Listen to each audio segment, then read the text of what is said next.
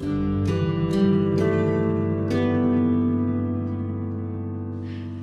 this is Shadi Rais from MidStar Washington Hospital Center. Today's CVI 2017, Day 1.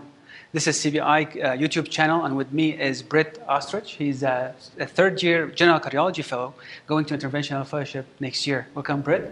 Thank you, Chadi. He's presenting to us today a plug and place and replace management of PVL. Go ahead, Britt. Thank you, Chadi. So brief introduction, no disclosures here, not yet at least. So brief introduction, 69-year-old male presented to the VA with heart failure 6 years after surgical aortic valve replacement. Presented with worsening dyspnea, lower extremity edema for about 4 to 6 weeks. Signs of heart failure included jugular venous distension, S3, Rales, and lower extremity edema. He also had evidence of significant hemolysis with a new microcytic anemia, indirect hyperbilirubinemia, LDH, and haptoglobin abnormalities.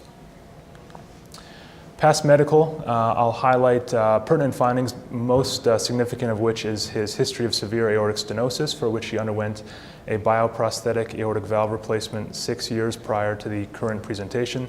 That was done with a 23 millimeter Medtronic Mosaic Ultra bioprosthesis.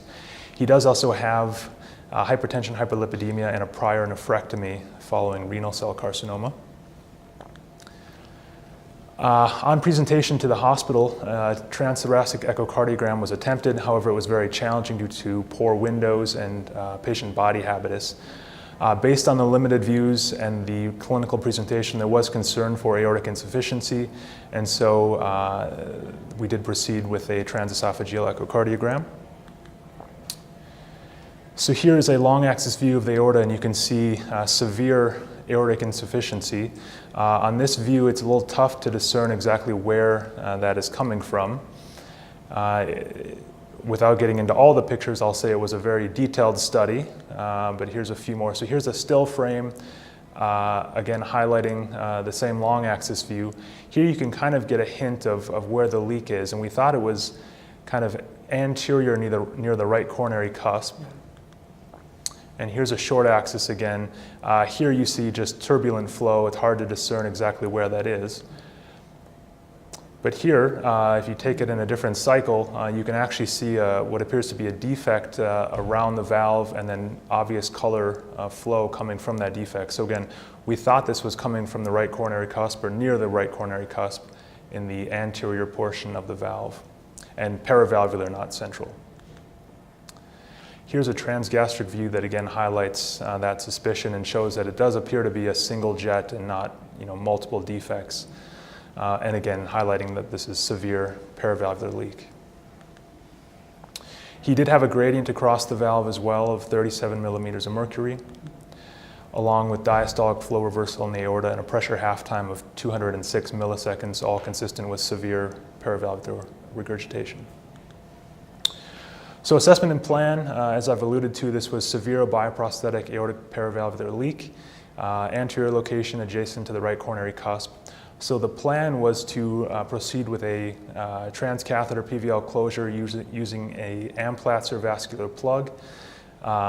We used a mother and daughter catheter system using a 5 French MP1 diagnostic catheter and a 6 French MP1 guide catheter and a Terumo glide wire.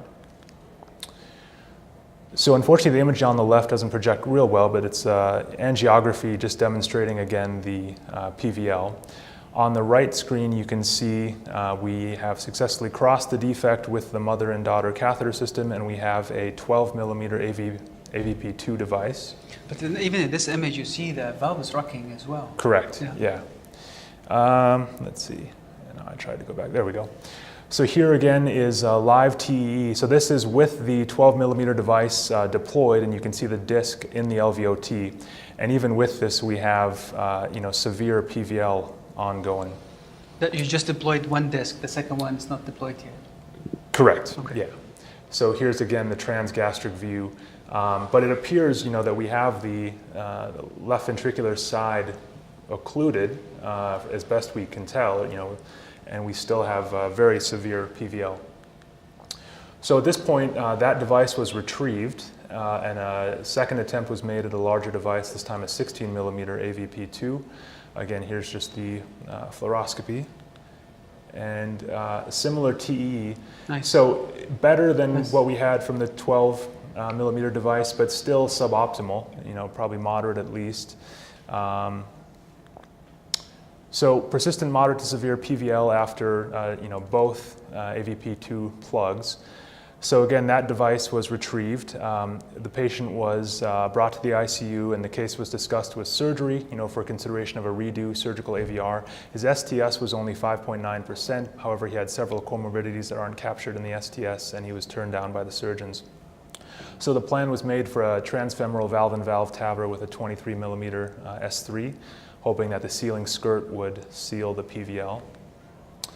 So that's exactly what we did. So on the left, you can see balloon inflation and implantation of the 23 millimeter S3. And then we did post-dilate with an extra 2 cc's, and you can see further angiography of the implant on the right.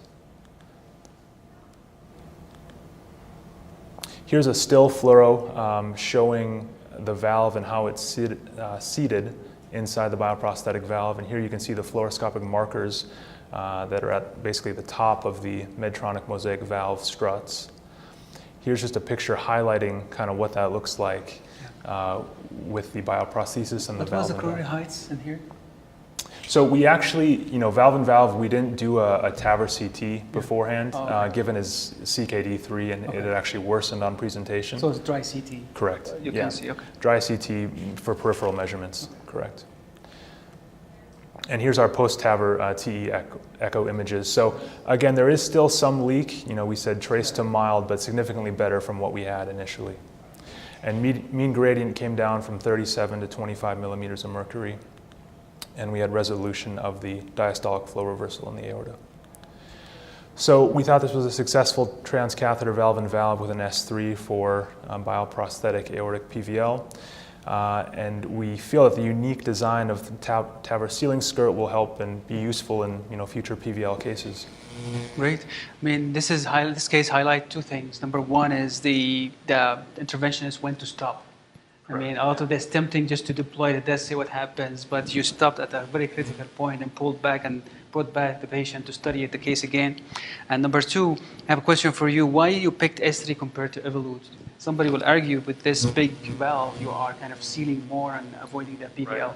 Right. Two reasons. I think one is just, expertise with that valve over the Medtronic valve.